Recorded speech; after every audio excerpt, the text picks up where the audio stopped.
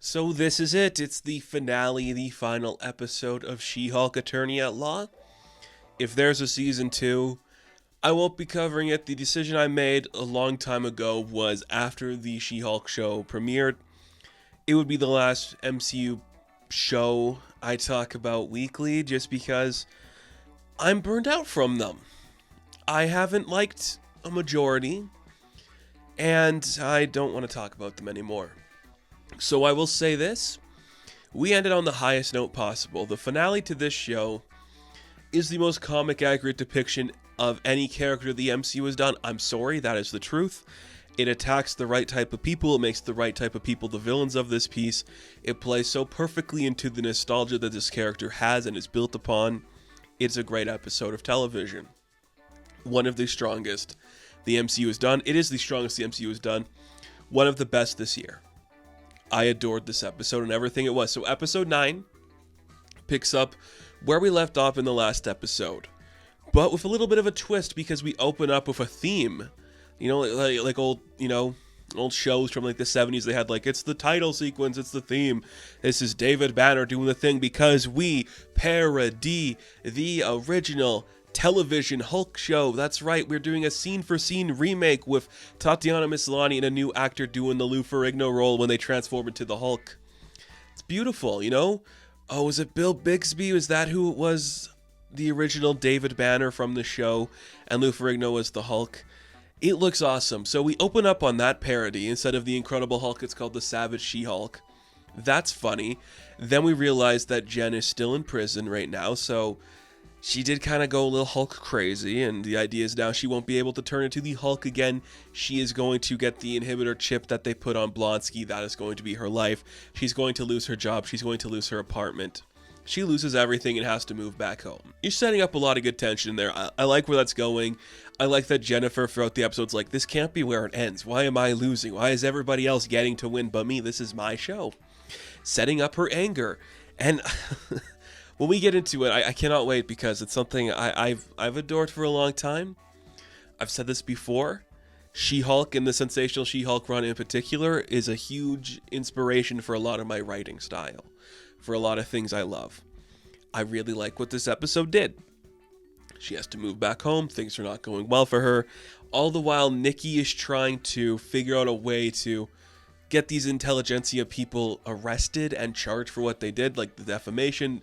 They ruined her character. She cannot no longer do anything because they attacked her like that. And she finds they're having a secret meeting because she posts like an old video of Jennifer doing some silly stuff in college, and she gets like, hey, you can come to this fake meeting we're having and you can come here and show up, but she needs to be a dude. So she gets Pug to do it. Pug. Oh man, it's so good.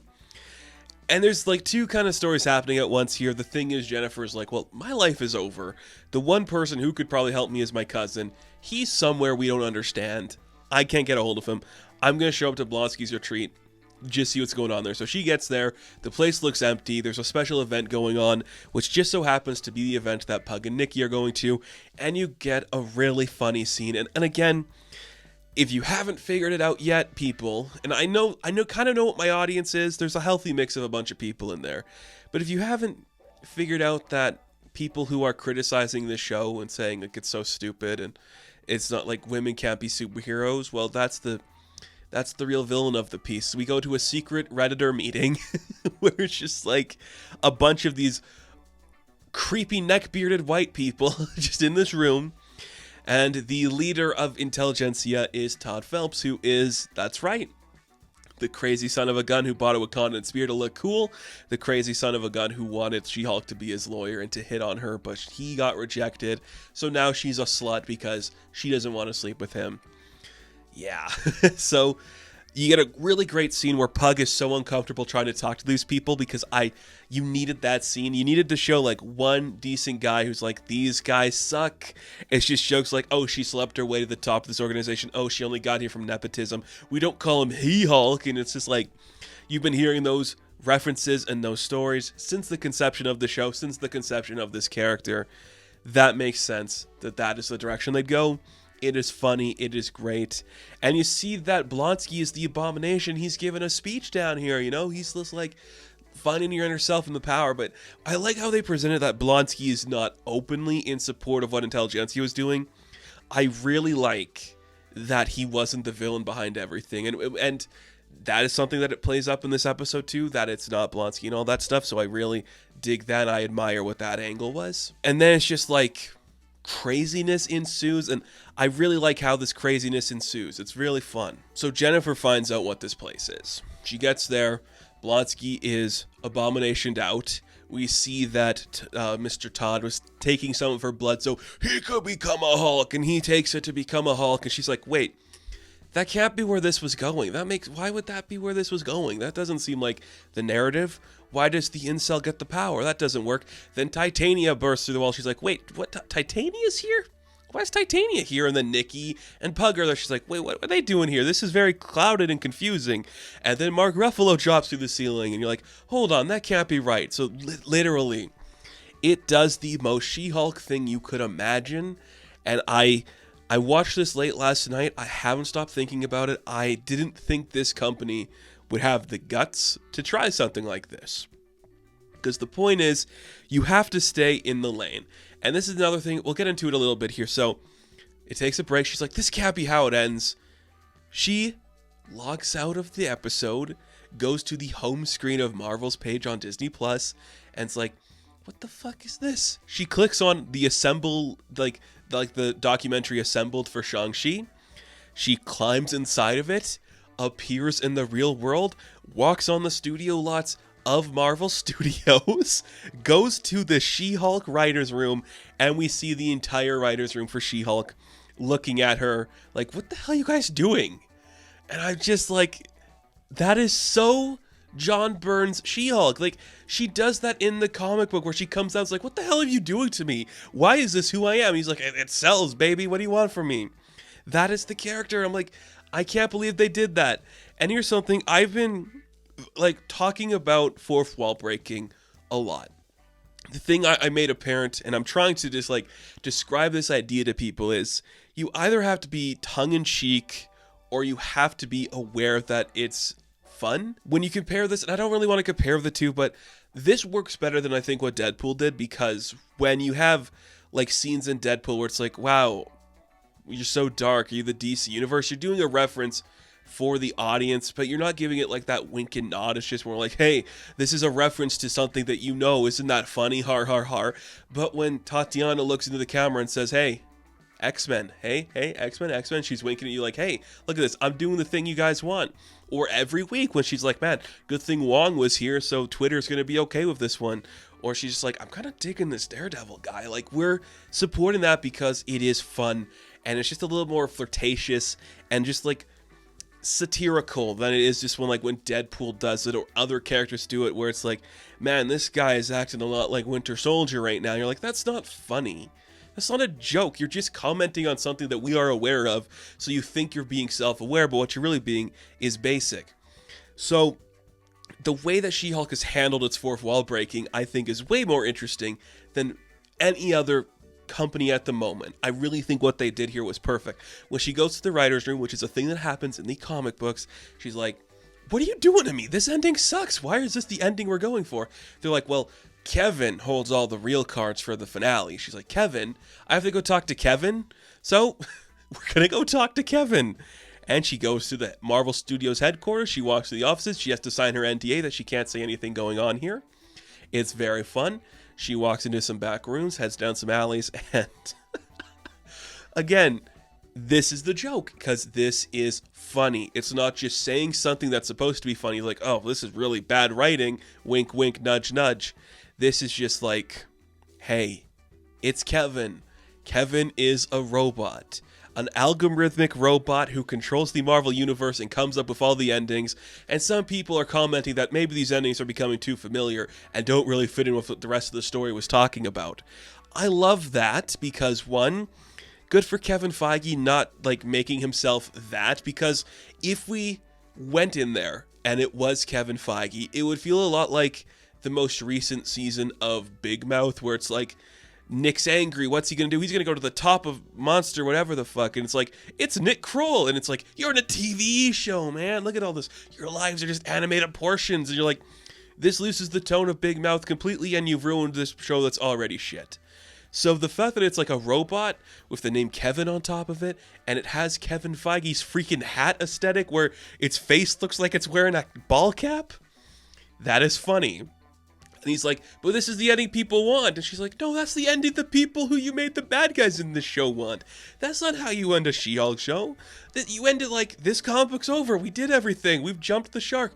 I've literally talked to John Byrne. What else do we do? That is what this is. So she's like, can we just change the ending? Can we just make it good? Like, I could tell you how it would go, you know? Like, we're not going to give Todd, like, Hulk powers. Bruce isn't going to show up to save the day, because why would he? Blonsky's going to just surrender because that has been his arc in this thing. And maybe Daredevil can show up because he makes me feel really good. You're like, yeah, that's great. And Kevin's like, well, I don't know if that works, but, like, every one of our shows has a big battle in the end. It's like, yeah, but that's not me. I smash fourth walls. Bruce smashes the world. Like, that's not what we do. So, Kevin says, fine, we'll do it your way. And it is the most She-Hulk thing and the most comic accurate depiction that this show has done, and this series has done, and the MCU has done. It is surprisingly brilliant. And there is some jokes in there I don't like. I don't really like the one where it's like, man, it costs so much for you to stand there. Can you turn back into Jennifer off camera? Again, way to throw shade at the VFX teams that you're overworking and underpaying already. Like, that's a really fun concept. Very funny. They're kind of like toying around the idea of a Hulk movie, which is kind of confirmed in the end when Bruce returns of Scar, and you're like, that's a terrible looking Scar. That's shoehorned in, but that's supposed to be the big reveal at the end of the movie. So I'm like, okay, yeah, I guess that works. It's fine. Daredevil does show up again, and him and Jennifer have a nice little flirty moment again. Very fun. I'm just like, you nailed it, you know? Jennifer doesn't like the way the story is becoming too Marvel focused. So she's like, hang on a minute.